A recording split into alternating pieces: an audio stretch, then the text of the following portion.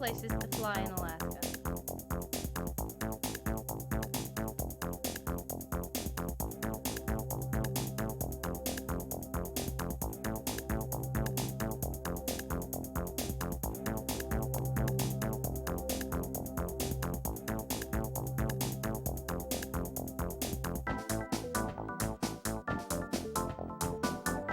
North of the Arctic Circle, Alaska.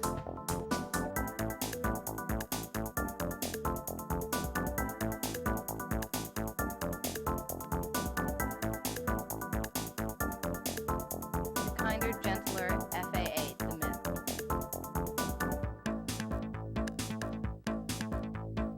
Ramp check.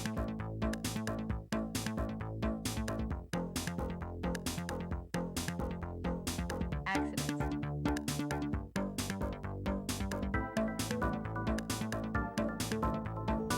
The NASA form and pilot immunity.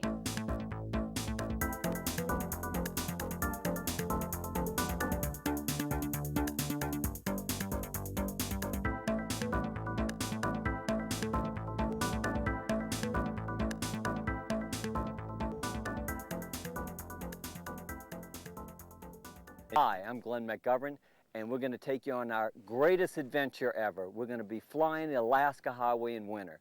We've taken you north of the Arctic Circle. We went up the Alaska Highway in summer. We showed you cool places to fly, but now we're going up the Alaska Highway all the way to Anchorage, and we're going to end up at the Iditarod Dog Race and show you fun things to do in Anchorage. So come with us on our greatest adventure ever. A lot of pilots would think you're crazy trying to fly the Alaska Highway in winter and say, well, Glenn, why do you want to go to Alaska in winter? Because it's fun, as you'll see. All barking and peeing and everything else all at the same time. So it's going to be quite a ride down there to get us out of town.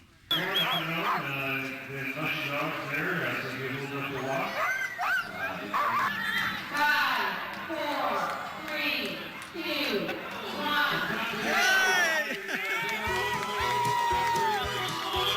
Canadian snowbird attitude is just getting ready to take off. Well, way up in Alaska, the state that stands alone. There's a dog race run from Anchorage in the Nome. And it's a grueling race with a lightning pace, where the chilly winds do wail. Beneath the northern lights, cross snow and the ice, and it's called the Iditarod Trail. Well, give me a team and a good lead dog and a sled that's built so fine, and let me race those miles to Nome 1049. Then when I get back to my home, hey, I can tell my tale. I did the Iditarod Trail.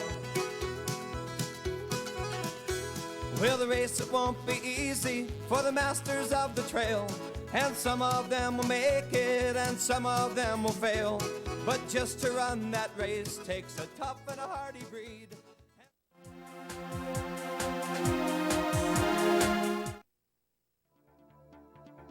Glenn is adventurous, but he does not take unnecessary risks. Therefore, he will fly the safest route, over the famous Alaska Highway. The trip we'll show you starts in Billings, Montana.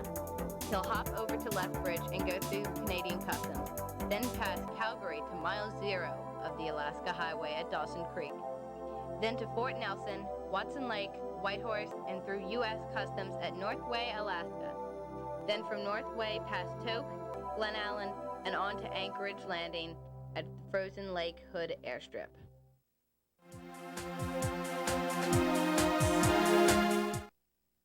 Flying the Alaska Highway or flying to Alaska in winter. One thing is you need a little extra time. You can have headwinds, for example, on the way up here, we were bucking 35, 40 knot headwinds. It's not uncommon to have 50 knot headwinds and everything. So you want to give yourself extra time, and also for weather conditions. Coming up here en route, we got bogged down for a day because of a snowstorm. So those things are going to happen. Of course, in the summer, you get low visibility, low ceilings too. So you have problems both times. They're just different. You want to give yourself enough time to come up here, give yourself at least 3 weeks as a minimum, and don't push the weather. You just can't push the weather. You don't have de-ice gear.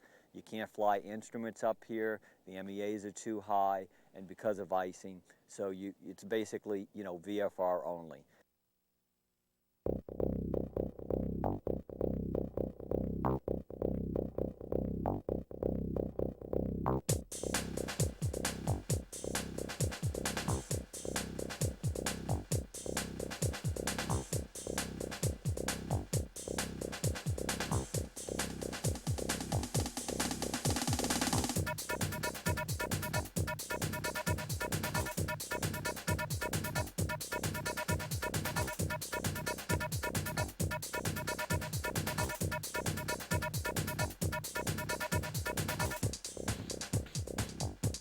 So we're going along here at 8,000 feet on our way to Lethbridge on Victor 19.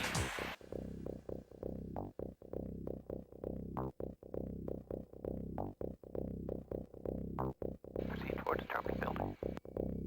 981, thank you.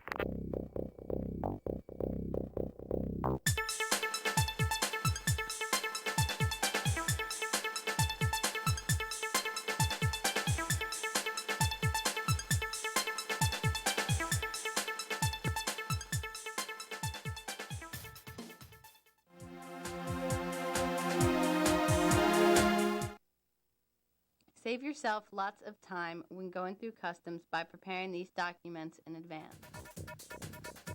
Also remember to declare and show whatever firearms you may have on board. Be aware that Canada has a new gun law that requires U.S. citizens to obtain a permit when entering Canada with a firearm.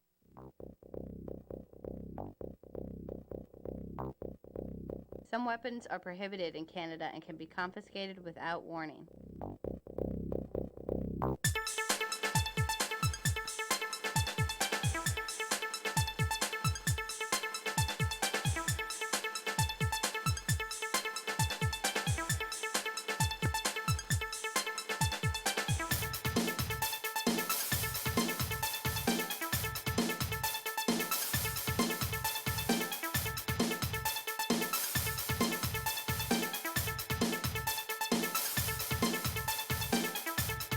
Stationary November 35981, 21 nautical miles south of Unit Victor 301, transversing Calgary area, 6500. 35981, squawk 4660, Calgary altimeter 2973. 981 2973, 4660, squawking. 981, radar identified at 22 miles southeast of Calgary. 981, roger.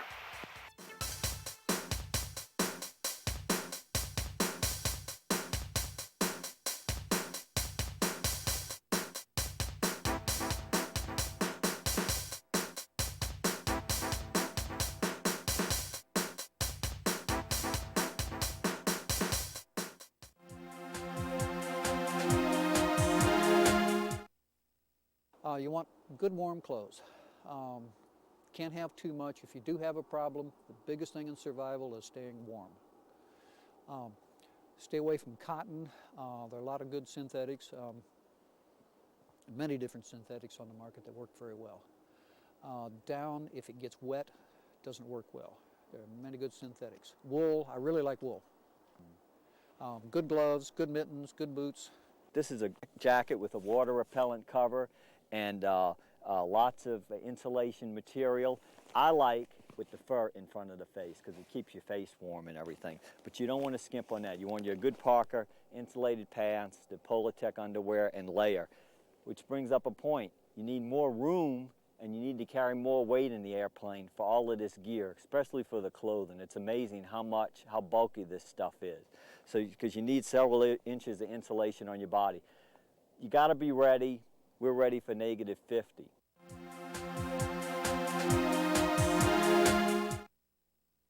First of all, Canadian regulations, require you to have snowshoes. These are Iversons. They're wood with synthetic bindings. They make the type with tubing material. It just depends on how big a load you carry and how much you weigh, what type of shoes. But these are kind of a compromise, compact size. They're good to carry in a plane. But snowshoes, that's an item that you have to have. Your sleeping bag, the most important survival gear. You want to have a good quality sleeping bag. You don't want to just go to Walmart or something and buy one of the cheapy ones. You want a synthetic material, not down. And that way, if you get wet, you can get in the bag, or the bag gets wet, it'll still keep you warm. So you want to get a synthetic material, high quality sleeping bag. They're not cheap.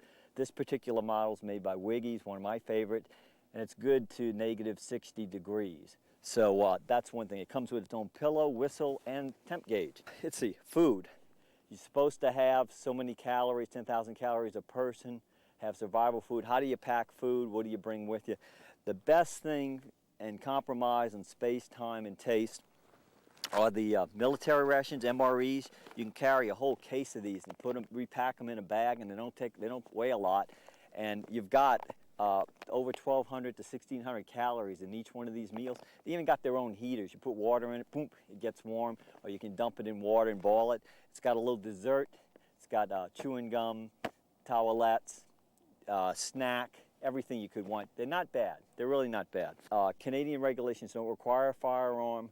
The Alaska regulations do. Some people just carry a .22 or whatever. Mostly that's used for signaling. You know, if you got your MREs and stuff, you're not going to have to hunt food anyway. I like a regular police shotgun. It's short. It's legal in Canada. I like the shotgun because it doubles as my flare gun. I can put my 12-gauge flare shells in there. No pistols in Canada, don't forget that. No assault weapons either. No guns with more than 4 or 5 shots in the clip. If you got any questions, check with Customs before you come in here on that. So that's your basics on your survival gear. Be aware that it takes more room, you got to carry more weight. But you need to bring these things with you, and you need to prepare for a trip like this, but it's worth it.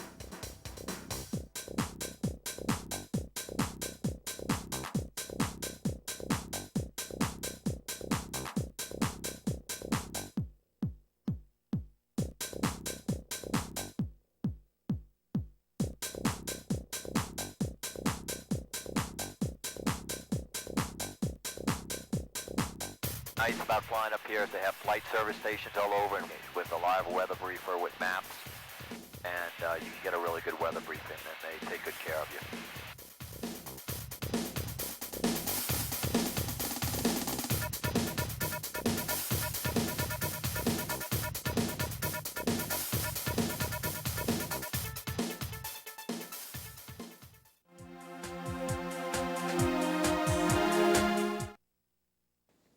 Everybody uses 126.7, and you want to make position reports every 20 minutes or so that if something does happen, you know, you have a chance of being rescued. You have to follow a flight plan in Canada, VFR flight plan. You do that, you open it up, they'll open it up for you, they'll close it for you if you ask them, and make your position report. You know your equipment, Cody? What have you got for nav aids? Everything. GPS, certified, ADF, DMA. And transponder? Yes. Altitude coding? Let me write that down. What's my proper thing that I put in the question for that when you got everything? Sierra Delta Golf. Sierra Delta Golf. Okay. Your cruising speed? 135 knots. And just for altitude, we'll put VFR. Yeah. And you want to go direct to Grand Prairie? Yeah, we're just going to go from White Cord, Victor 301 to Grand Prairie, and Victor 326 to Dawson Creek.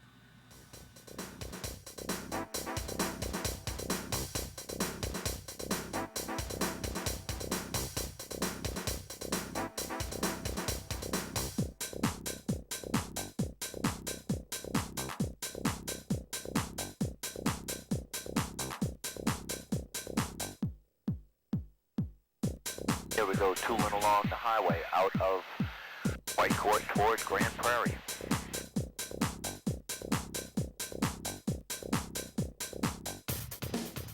Stationer 3591, Grand Prairie Radio, roger the Grand Prairie altimeter 2971. I'll call you back with the latest Dawson Creek.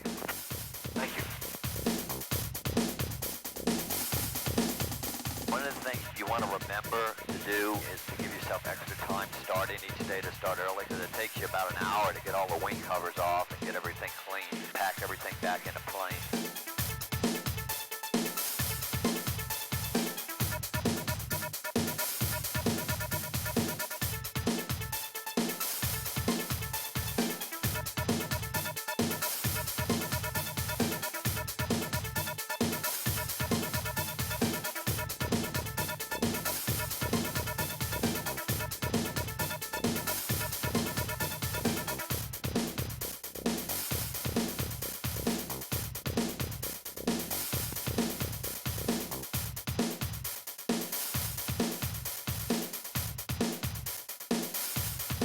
Here we are at mile 0 of the Alaska Highway, and behind me is the mile marker, which is in the center of town. And from here, we're going to follow the Alaska Highway all the way to Anchorage, Alaska. The marker here is sort of in the center of town for the tourists. It's not actually the beginning of the highway, but by this stoplight right here, that's mile 0. That's the actual mile 0 of the Alaska Highway.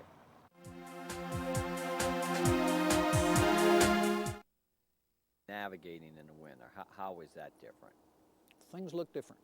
The lakes, which are very prominent in the summer, look just like a lot of the marshes. Everything's covered with snow, things just look different. GPS is the best way to go. And lots of sectional charts. You can get real whiteout conditions, which is, if you're IFR proficient, is not a big deal. It's going to be just like flying in the clouds. You can get conditions of 2 and 3 miles visibility and you can't see anything except straight down because everything is white. Whiteout landings, you got to watch your depth perception and you got to don't get disoriented. For that sort of stuff, instrument proficiency is pretty important. Although your VFR, you're flying on instruments.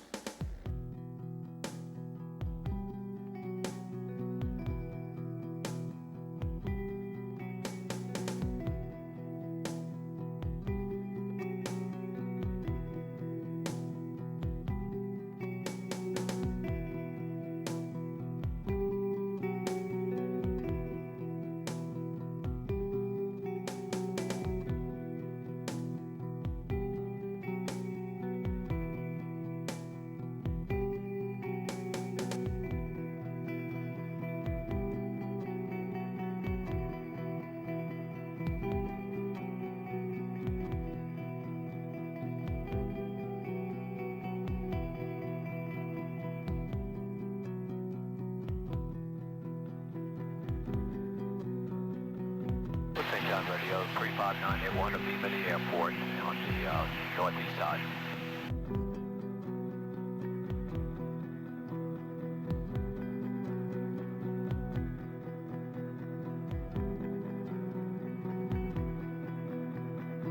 Ford runway 21, wind calm, altimeter 2967. 2967, and we'll be landing on 21.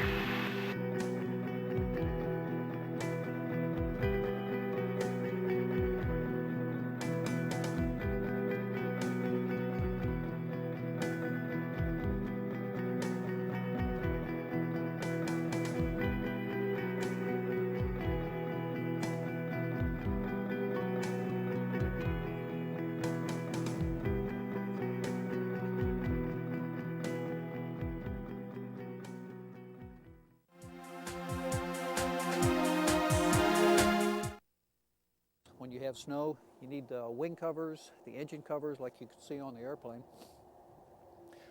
Tail covers and windshield covers are nice because that's the best way to get the snow and the frost and the ice and everything else off. The engine cover, you also want a heater, and if you have any kind of heater, you can see the cord where this thing is plugged in. With the engine cover, when the engine is heated, it will keep the heat in there. You can heat this thing and you can start it at 40 below with it plugged in. You'll have enough oil temperature, engine temperature and everything else. You can start it with no problems. If it is very cold, you also want a little heater inside the cockpit to keep your instruments warm because your instruments will give you more trouble if they're too cold. As far as preparation for the airplane, once you've got your wing covers off, you want it preheated, usually below about 25 degrees Fahrenheit, you want to preheat. I've heard of people starting them down to 0, but it's just not good on the engine. It's hard on everything.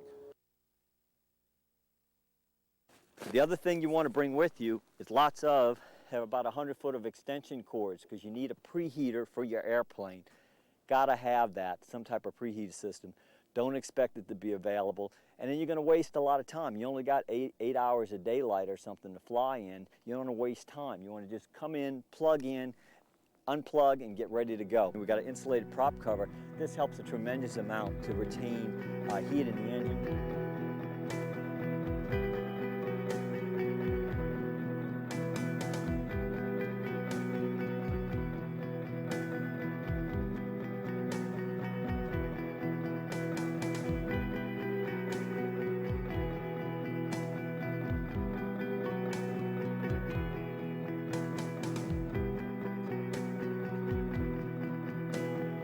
We're going to take the direct road from VOR to VOR, from the VOR in Port Nelson to Watson Lake under Victor 326 Airway. I think I've come up here about 8 times, and out of 8 times up the highway, I think I've made it through the, following the actual highway to Watson Lake, I think twice, because usually the weather hangs up in the mountains.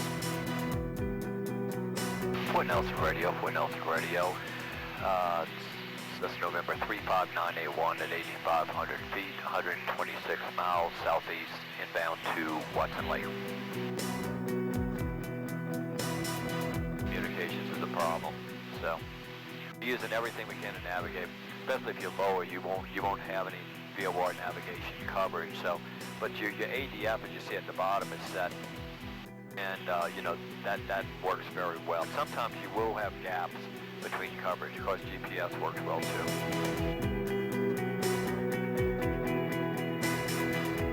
The clouds are just hung up, and that happens a lot.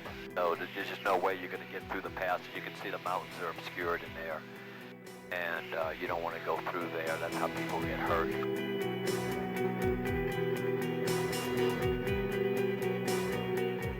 Watson Lake traffic, Cessna 3, November 35981, over the highway approximately 5.5 nautical miles south of Watson Lake, entering left downwind 26 full stop, Watson Lake.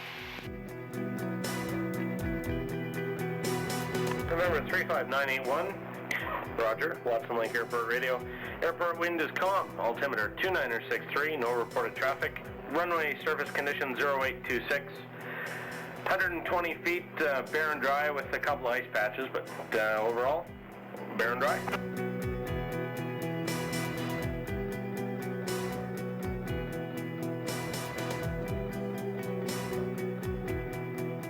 November 35981, good landing, check you down at 0200.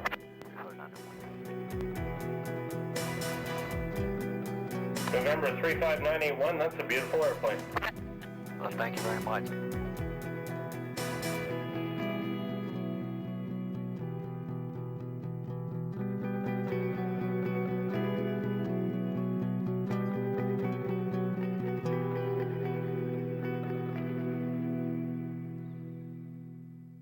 Came up in January, had to leave flew in, it was 20 below zero in my mall, and next morning got up, it was 45 below, prop stuck, so hitchhiked on into Anchorage. It's now the end of February, and you know, picking up the plane, heading to Juneau.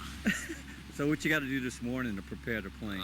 This morning we've got to heat it, we've got to change the oil, go over everything, cables, you know, check everything out, just make sure nothing's frozen up and all the grease is moving, the tail wheel's moving and stuff. So you're getting out of here and you're going? Going to, we'll go to Whitehorse, and then we'll see if I can go straight across to Skagway, or I'll either that or I'll go up to Haines and take the Haines Pass there, head down that way, and en route to Juneau. Hopefully it's nice there. Okay. You know, I'm sure it's raining and not nice though. It has been every day since I've been there, so yeah. Okay. Yeah. Okay. Thank you a lot. All right.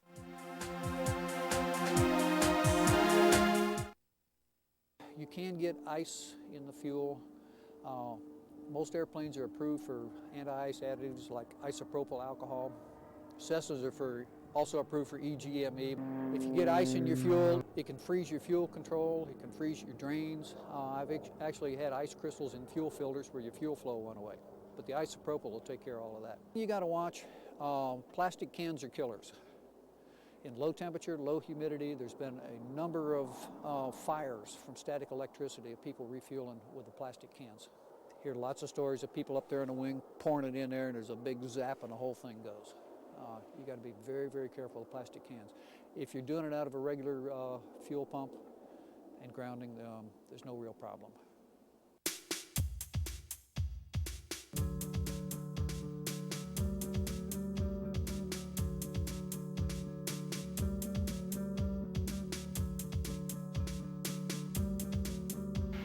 Right under the left wing, and to the left of that is the Alaska Highway. My trusty co-pilot. Doesn't this look like fun? See what you're missing? Has a prison and a bar and a bucking bronco machine and a truck stop. And very big gravel. So if you got nice wheel pants like me, you don't want to go in there. Alaska gravel's about maybe, no, it's not Alaska, Yukon gravel's about 6 inches, 4 inches in diameter. Very big, and you really got to go in slow.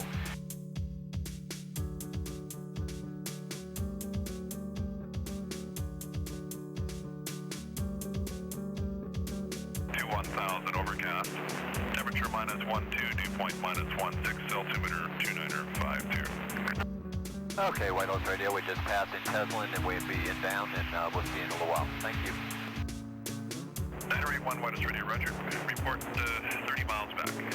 30 miles outside of White Horse, we'll report. Thank you.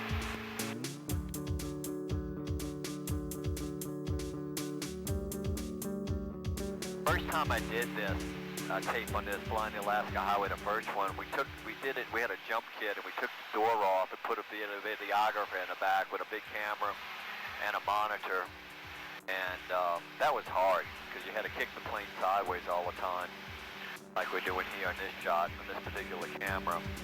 It was a really rough trip.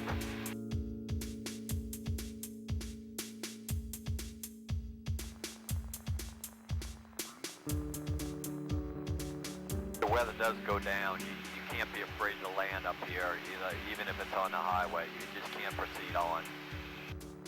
And you got to stay out of moisture and precipitation in the clouds. You just can't fly IFR. That's the main thing.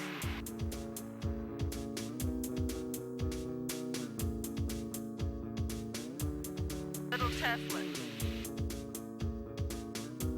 50 miles outside of White Horse.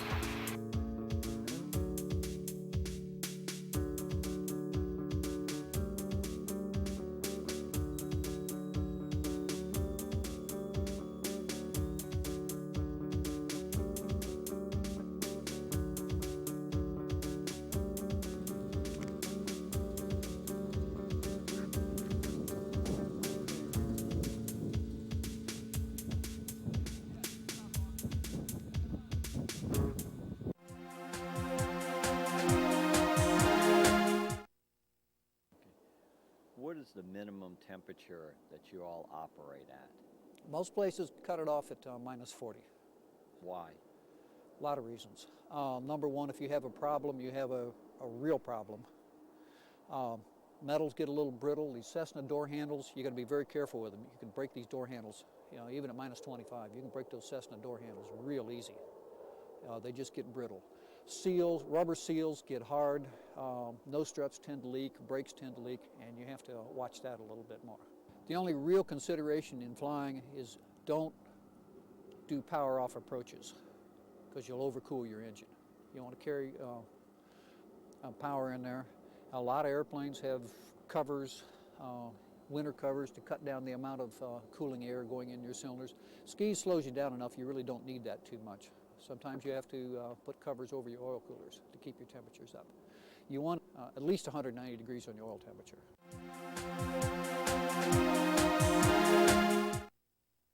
If you're doing real cold, you have to do some low temperature greases. Anything that turns tail wheels I've had extremely tight with the wrong grease in them. I've had with a summer grease, you get down to 20 below and they don't steer at all. Watch your fluid levels a little more than what you normally do. But otherwise it's not that much different.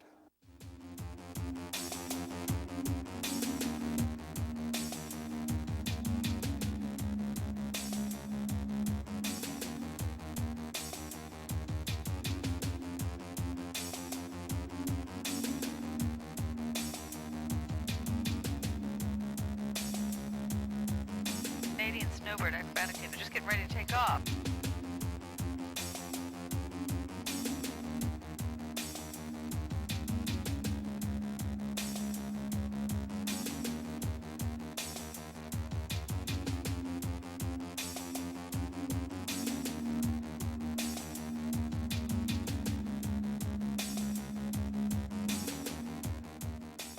Want to make sure you get the right road.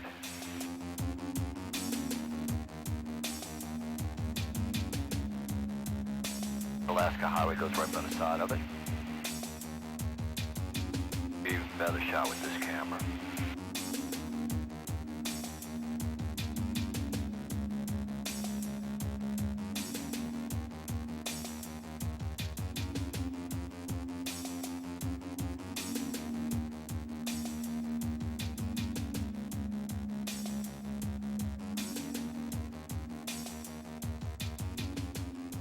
We want to salute the Chattanooga Mountains because my late Congressman Hale Boggs is somewhere in there. Went in there trying to fly from Anchorage to Juneau and taking a shortcut over the mountains, and unfortunately didn't make it. So there's a lesson there. You don't want to fly, in no night. Burwash and the Burwash NDB. There it is, yay! 341 Burwash NDB.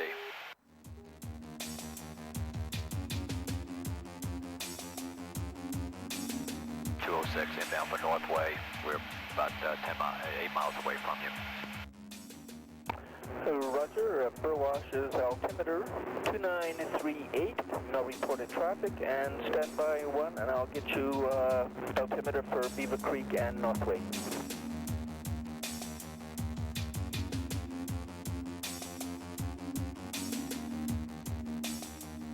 Which one's Burwash? Is that plowed in the winter like right now? Is it plowed? Roger, yeah, it's cleared all winter long. If you happen to go by just after a snowfall, it may not be, but it's not too long after. There's about 3 inches that it gets plowed. And we're only 125 nautical miles outside of Northway right now, and we're doing 147 knots at 4,500 feet. So we're doing okay.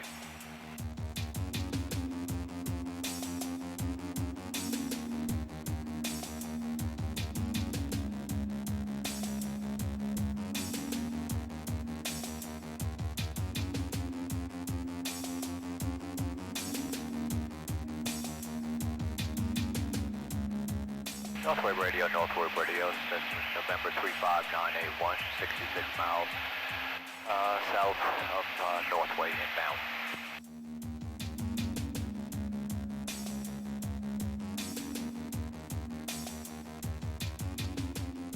There's the town of Beaver Creek, and there's the Beaver Creek runway, 9YXQ, and you could go through customs there if you want to, Canadian customs. You can also go through customs in Northway on floats.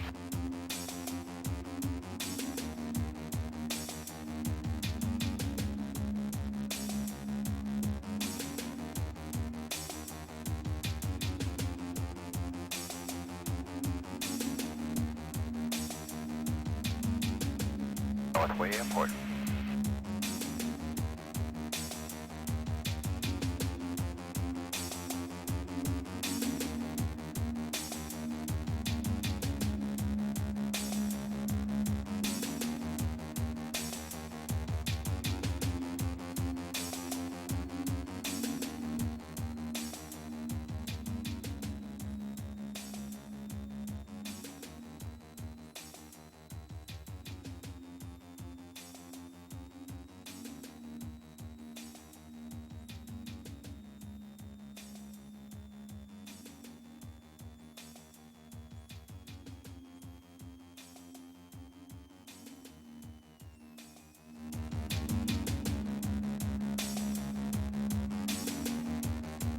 When you return to the U.S. at Northway, don't forget to present your airplane sticker at customs. Just a reminder that Alaska law does require a firearm on board as part of the survival gear list.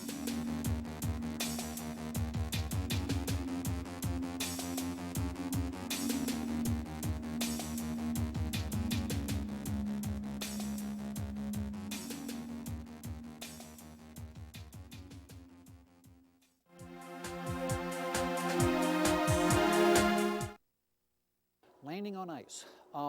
If it's glare ice, you're actually better off on wheels than you are on skis. The brakes don't work very well, but they work better than skis do. You can stop better, you can maneuver better if you're on the wheels. Just leave yourself lots of room because you're not going to stop very quick. But the landing itself isn't really any different than landing on pavement. Land nice and slow, do a good soft field landing. But you have to know what your conditions are. If you're on a frozen lake, you can get pressure ridges in the ice that you have to be careful of those. You always want to look it over real well first.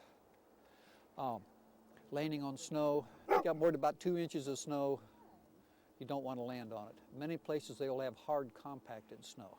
A lot of airports in Canada I've been in the winter, they didn't plow the runways, they packed them, and they're running turboprops on them. And it's white, If it's overcast, your depth perception is not what it should be, but it's really no harder than landing on a runway. Just remember your brakes aren't going to work quite as well.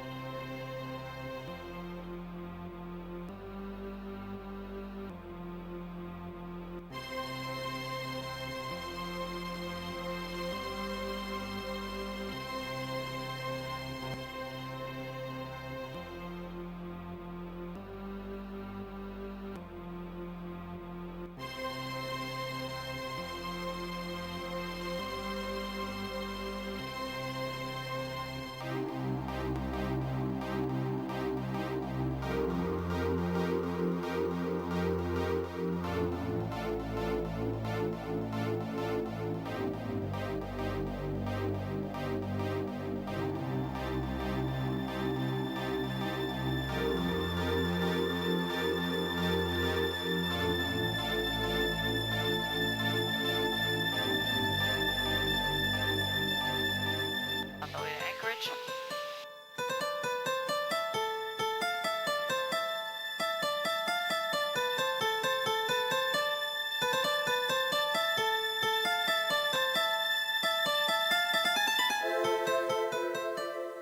Cessna 35981, Anchorage Center, stay position. Yeah, we're over Glen Allen right now. Cessna 981, roger.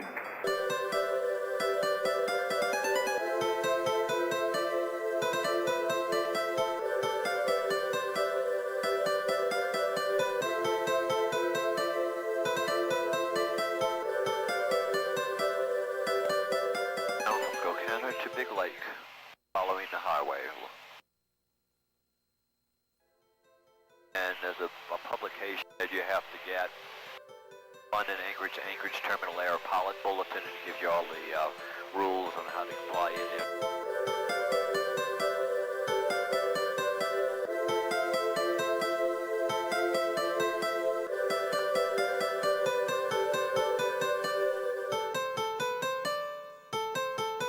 The camera back, it defrosted. See, we have a defrost unit on these cameras. There we go.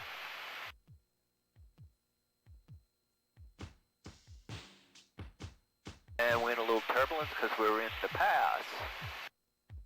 But that's okay, we don't care. No one's ever broken up a 206 in here.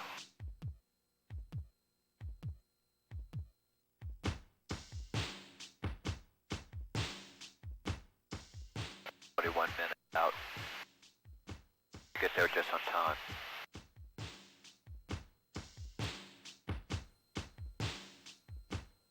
Anchorage Center, station air November 35981, 48 miles east of Big Lake. Cessna 35981, Anchorage Center. The Anchorage altimeter is 2926. Say altitude.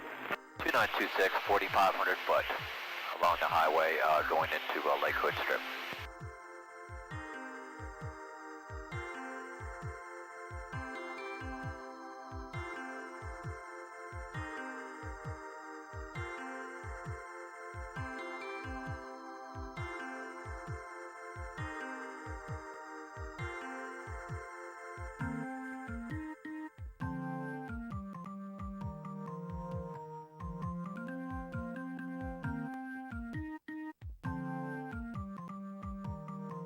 One approach.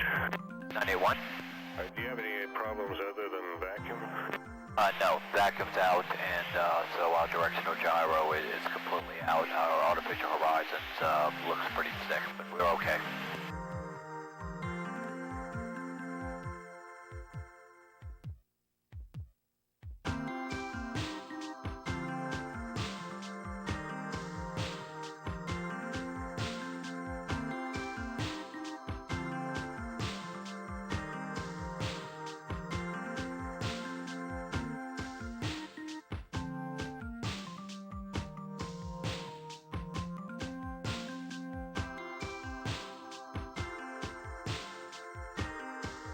Number 981, report turning final runway 31. Traffic's 4 miles behind you for runway 13. Thank you very much.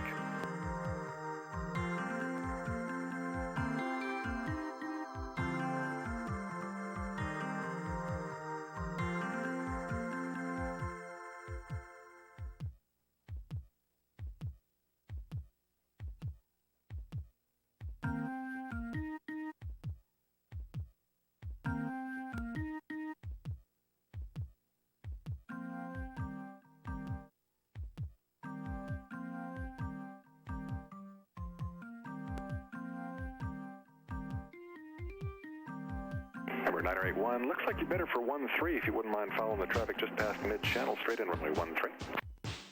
Okay, straight in runway 13. Number 981, thank you. Enter the downwind, I'll point out the traffic. Number 078, runway 13, cleared to land. Clear to land, thanks. You got me. Thanks, sir.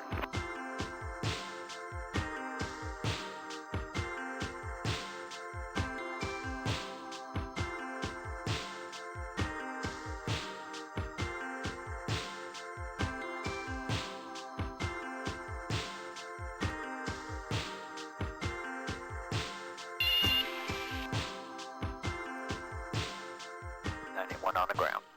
Number 981, thanks, sir.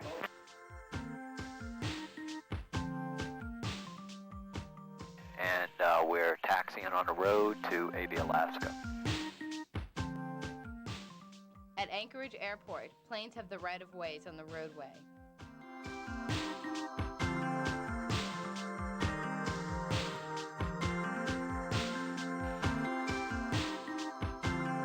Stationer 981, you're coming up on the right turn now. Just continue. You'll turn right there, and then you go through an intersection, and right after you go through that next intersection, it'll be right on the right. Well, hopefully all these cars will stop, but just watch out. Sometimes they don't. Okay. Okay, oh, I should tell you, there's Avalaska right there. Turn right in there. We got it right here. We got somebody directing us. Thank you very much. Appreciate it. You're very welcome. And if you get extra copies of those tapes, we'd love to see them over here.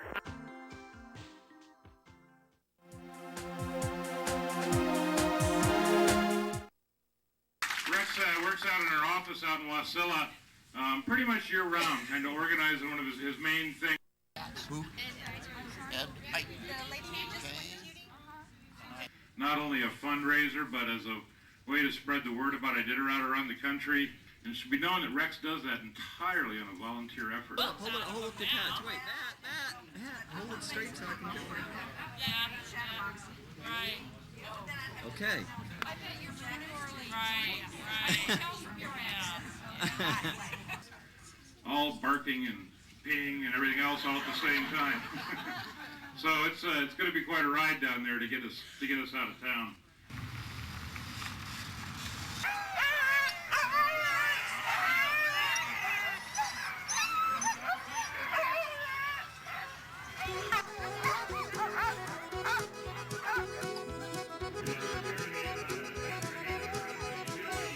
Well, way up in Alaska, the state that stands alone, there's a dog race run from Anchorage in the Nome.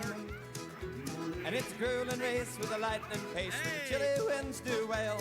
Beneath the northern lights cross snow and the ice, and it's called the Iditarod Trail. Well, give me a team and a good lead dog, and a sled that's built so fine, and let me race those miles to Nome 1049. Then when I get back to my home, hey, I can tell my tale. I did the Iditarod Trail.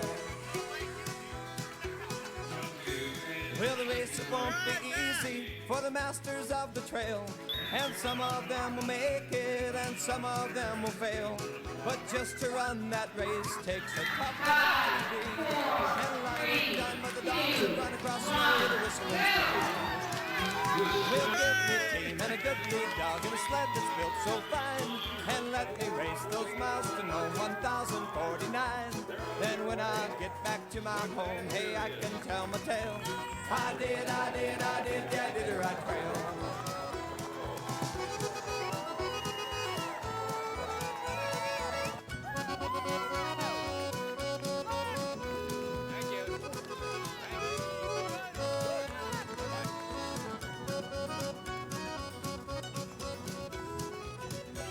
Well, just pulled out of safety, I'm on the trail all alone.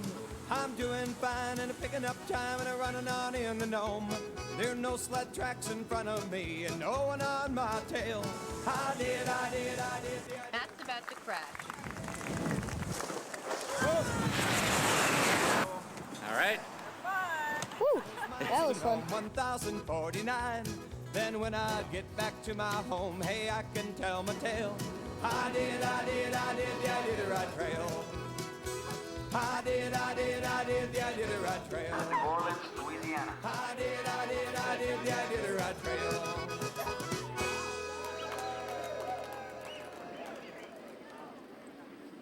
It was fun. The dogs are real fast.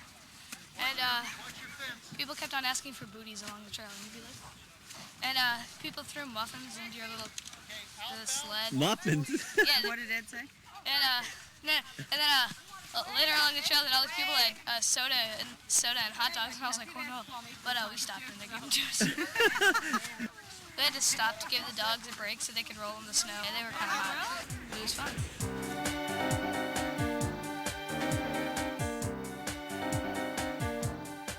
That's great. So you just step on that, huh? That's it. Well, this here, yeah, I use it to hold the team down, you know. Oh, yeah. If you're always reefing on the brake, you know, they think they're supposed to stop. Whereas this, you can control their speed a little more. Who's this here? Freckles. Freckles. And this one here? Fawn. Fawn? What can you tell me about him? This is a her. A her? Okay. And then, what's this dog's name? Bruce. Bruce? Mom doesn't really like him. Why? Because he just doesn't listen very good to He her. doesn't listen? But he listens great to Dad. Oh, he listens to Dad? Oh, yeah, okay. Okay, and who's this one here? Rascal. What can you tell about Rascal? He's in training for a leader. He's in training for leader, future leader. And then this dog here, who's this? Beagle. Beagle? He loves belly rubs. How many more you got at home? I don't know, but somewhere around 50 dogs. I'll see you next week. Imagine it can't be much fun. Ed Eden at the restart. Wearing bib number 58 from Kotzebue, Ed Eden. Ed is a new face in the Alaska celebrity spotlight and is considered by many Iditarod sled dog race fans to be a favorite underdog. Iden generates enthusiasm for the sport of dog mushing and for Alaska. He lives the frontier lifestyle, is respectful, independent, and a superb dog trainer and race tactician. 1 minute. Born in Alaska in 1953, Iden was raised in Minnesota and returned to Alaska at the age of 20 to attend college. He acquired his first dog, 3 Malamutes, in 1977.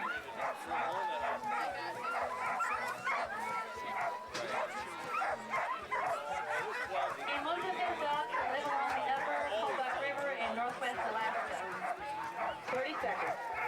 He and his wife Ruth and the children train dogs during the summer while Ed is away at work. Together they maintain a kennel of about 60 dogs. A primary focus of their year is prepare for the upcoming races, yet they may also find time to enjoy special family vacations traveling by dog teams in the Arctic Alaska wilderness. 10, 9, 8, 7, 6, 5, 4, 3, 2, 1, go! Wearing bib number 58 from Kotzebue, Ed Eaton.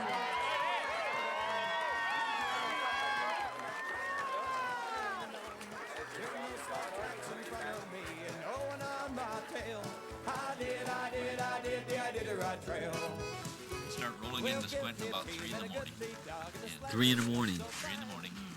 But then they'll be going, there'll be, a lot of them will hold over there. You'll see a lot of action if you went there in the morning, you know, first light, you're going to see teams. Glenn followed Ed Eaton in the Iditarod race, flying from Anchorage to Skwenta. Lakewood Tower, stationary November 35981, ready for takeoff, Lakewood Strip, northbound, runway 31. 35981, Lakewood Tower, runway 31, wind 350 at 7, altimeter 3001, cleared for takeoff. 3001. 35981, cleared takeoff, 31, Lakewood Strip.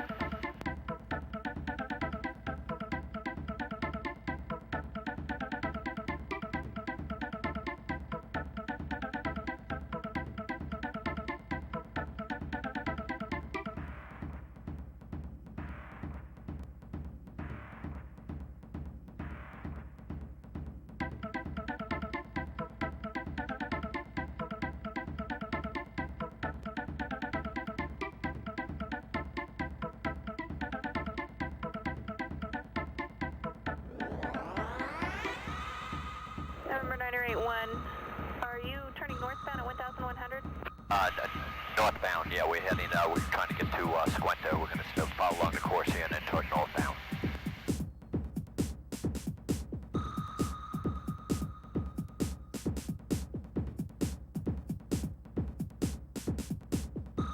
Pleasant traffic, stationary 359 at 114 nautical miles southeast inbound to Skwenta for landing.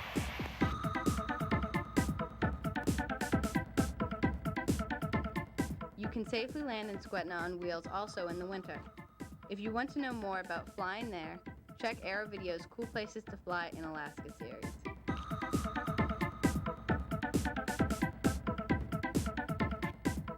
Pleasant traffic 359 at 120 final 29 Skwenta.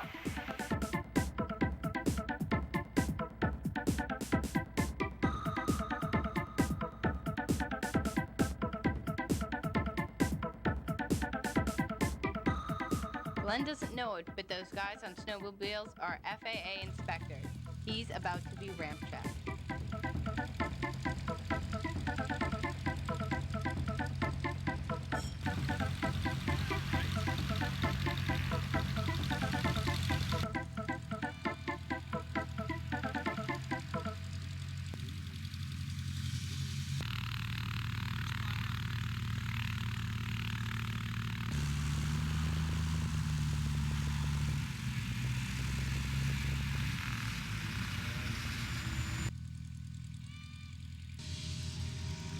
FA ramp check, Arctic style, Alaska style, huh?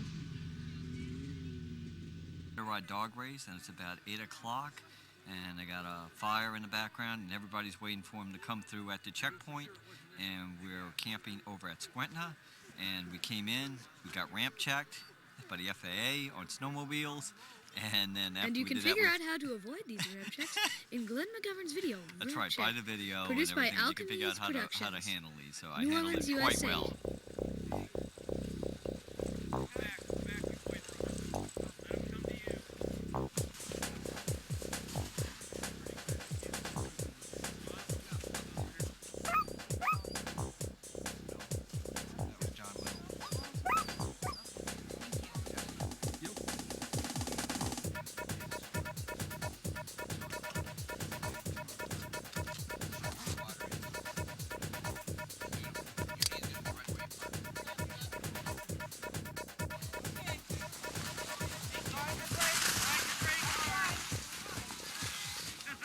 How you like camping in the winter? Okay. Here's another brave soul. Be prepared for anything when you're camping in Alaska or in the Yukon. Right now, I think we're just waking up, and we saw the dogs come in last night, and let's see, I don't know if you can see this, negative 15 degrees Fahrenheit. I always pre-make my coffee, and, you know, so I can just hit the burner and do it while the whole thing was frozen. So we're thawing that out, and we got our trusty Honda generator working in the background to warm up our plane and keep our engine warm.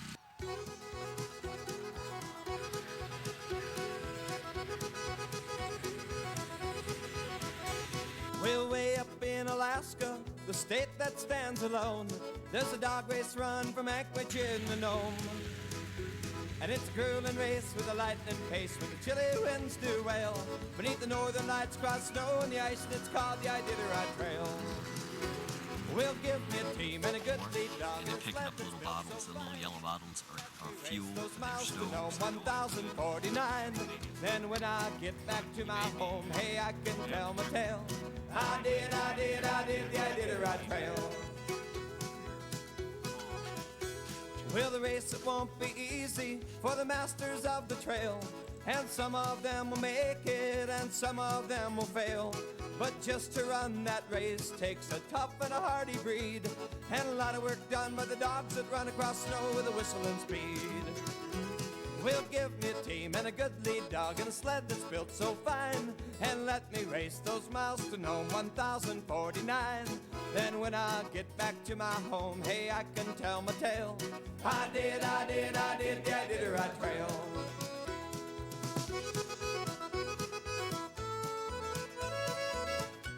As we go toward Northway going into the Yukon, we leave with much sadness, because this has been just about the greatest trip of my life. You gotta fly the Alaska Highway in winter.